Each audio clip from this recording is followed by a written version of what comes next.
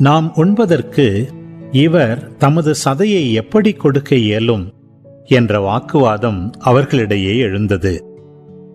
இயேசு அவர்களிடம், உறுதியாக உங்களுக்கு சொல்கிறேன், மானிட மகனுடைய சதையை உண்டு அவருடைய இரத்தத்தை குடித்தாலொழிய நீங்கள் வாழ்வு அடைய மாட்டீர்கள்.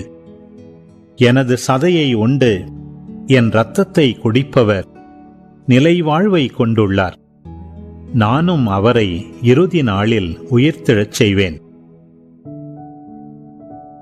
எனது சதை உண்மையான உணவு, எனது இரத்தம் உண்மையான பானம். எனது சதையை உண்டு எனது இரத்தத்தை குடிப்போர்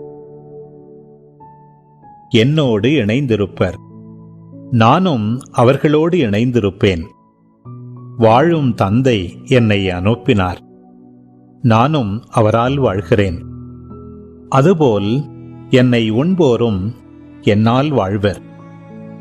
விண்ணகத்திலிருந்து இறங்கி வந்த உணவு இதுவே. இது நம் முன்னோர் உண்ட உணவு போன்றது அல்ல. அதை உண்டவர்கள் இறந்து போனார்கள். இவ்வுணவை உண்போர் என்றும் வாழ்வர். இயேசு கப்பர்நாகுமில் உள்ள தொழுகை கூடத்தில் இவ்வாறு கற்பித்தார்.